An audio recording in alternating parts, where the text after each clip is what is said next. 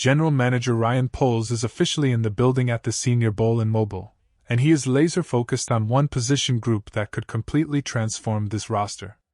The trenches are getting a massive makeover as we scout 3 specific game-changers who could be wearing the blue and orange very soon. Wait until you see the absolute unit from Texas Tech who is currently unblockable and destroying every offensive lineman in his path. Before we break down the tape on these monsters, do me a huge favor, smash that like button, share this with every fan you know, and hit subscribe so you never miss a second of our off-season coverage. Can one single week in Alabama really turn a mid-round prospect into a first-round lock? Or are we just falling for the Senior Bowl hype train again? Ryan Poles is clearly betting on the former, because he's been glued to the offensive and defensive line drills all week long. With the 25th overall pick in the draft, the mission is simple: find a way to fix a pass rush that ranked a dismal 29th in win rate this past year. We need guys who can get to the quarterback, and the names surfacing right now fit the Dennis Allen prototype perfectly: long, strong, and violent. The first name you need to circle in red is Zan Young out of Missouri. Now, we haven't talked about him as a top-tier name until lately, but the buzz in Mobile is deafening. He's 6 feet 5 inches, 262 pounds, with arms that measure at a massive 33.5 inches. The Missouri standout has been a force for the American team, winning consistently with his power for 2 straight days. The crazy part: for a guy that big and strong, he actually has the bend and speed to finish at the quarterback. He isn't just a space eater or a run stuffer, he's a legitimate threat to collapse the pocket. He had a massive year for the Tigers, and after dominating a winner-take-all rep against Boston College's Jude Bowery to secure a defensive victory in practice, he is absolutely solidifying himself as a first-round talent. Imagine pairing that kind of length opposite Montez Sweat. Question of the day: if both are on the board at 25, would you rather the front office take the high-upside edge rusher or the dominant interior defensive tackle? Let me know exactly who you're picking in the comments below. Speaking of edge rushers, T.J. Parker from Clemson is another name that should be on your radar. Coming into the season, scouts were calling this guy a top 10 lock. While he had an uneven production profile this year, his performance at the Senior Bowl is a massive reminder of why his stock was so high. He's powerful, he has incredible leverage, and Trevor Sikema from PFF has already highlighted his long arm technique as a standout trait. He's the kind of guy who can set the edge in the run game on first down and then bully a tackle into the quarterback's lap on third down. Parker even left Clemson ranked 10th in career sacks, and if he falls to 25 because of a down year, that is a gift-wrapped steal for this defense. But the real showstopper this week has been Lee Hunter, the defensive tackle out of Texas Tech. If you go on social media right now and search his name, you'll see clip after clip of him just wrecking people. He's 6 feet 4 inches, 320 pounds, and he's playing like a man possessed. Analysts are already mocking him to the first round, and for good reason. He's been virtually unblockable in one-on-ones, driving centers and guards straight back into the dirt even when facing double teams. While he might not be a Chris Jones-level pass rusher yet, his ability to eat double teams and still flash that interior pressure is exactly what this defensive line is missing. We need someone who makes life easier for our linebackers, and Hunter is a 320-pound problem for any offensive coordinator. Is it more important to prioritize a pure sack artist on the edge, or do we desperately need a dominant presence in the middle like Lee Hunter to make the whole system work? We also have to talk about the offensive side of the ball because the situation at left tackle is getting serious. With Aussie Trapilo unfortunately looking like he'll be out for the 2026 season, the blind side is a major question mark. Ryan Poles was seen watching Illinois tackle J.C. Davis very closely.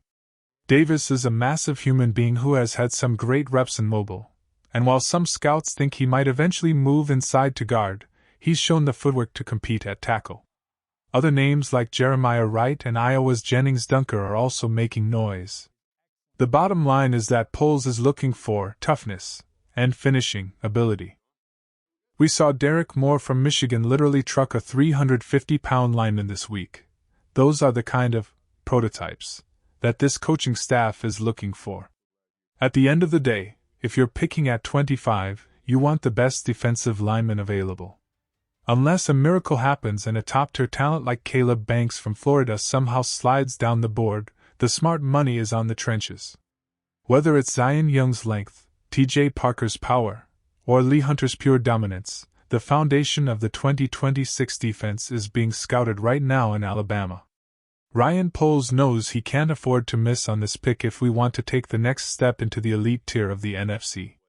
Look, we can talk about strategy and draft slots all day, but when you see a general manager like Ryan Poles physically standing on the sideline, squinting through the Alabama sun just to get a better angle on a specific rep, you know the stakes are sky high. He isn't just there to fill a roster spot, he's there to find the heartbeat of this 2026 defense. Every handshake, every conversation with a coach, and every single note scribbled in that binder is a step toward making sure this team doesn't just compete in the NFC North but absolutely owns it.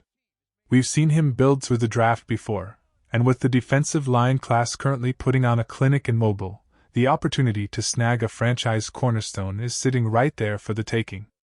The energy in that stadium is electric because everyone knows the Chicago Bears are hungry, they're aggressive, and they are one dominant trench player away from being a problem for the rest of the league for a long, long time. This isn't just about drafting a player, it's about drafting an identity that strikes fear into every quarterback in this division. When you look at the sheer mass of Lee Hunter or the explosive get-off of Zan Young, you aren't just looking at potential, you're looking at the missing pieces of a championship puzzle. We've spent years waiting for a front four that can dominate without needing to blitz, and for the first time in a long time, the board is aligning perfectly with our needs. Ryan Poles has shown he has the guts to pull the trigger on high-upside traits, and the performance these guys are putting on in Mobile is making his job both easier and incredibly difficult at the same time. If this week has taught us anything, it's that the talent is there, the interest is real, and the future of the Bears' defense is being written right now in the dirt of Mobile. We are on the verge of something special, and I promise you, the rest of the NFL is officially on notice. Think about the ripples this sends through the entire division. If we land a guy who requires a double team on every single snap, Montez Sweat is going to have a career year. We are watching the evolution of a roster that refuses to be bullied, led by a GM who clearly values raw, unadulterated power above all else. This isn't a project, it's a takeover, and the level of intensity we're seeing in these one-on-one drills suggests that the standard has been raised for anyone hoping to wear the C on their helmet. The scouting department isn't just looking for stats, they are looking for the nastiness that defines legendary defenses of the past.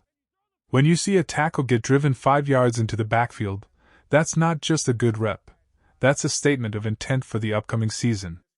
We need players who treat every snap like a Super Bowl, and Mobile is currently crawling with athletes who have that exact dog mentality. The competition is fierce, the evaluations are brutal, and only the strongest will survive this process to join the ranks of the elite in Chicago. We are building a wall that no one can climb and a pass rush that no one can outrun. This draft isn't just another date on the calendar, it's the moment we lock in our dominance for the next decade. Every report coming out of the Senior Bowl confirms one thing: the front office is swinging for the fences, and they aren't planning on missing. This is the era of the monsters of the Midway returning to their rightful place at the top of the food chain.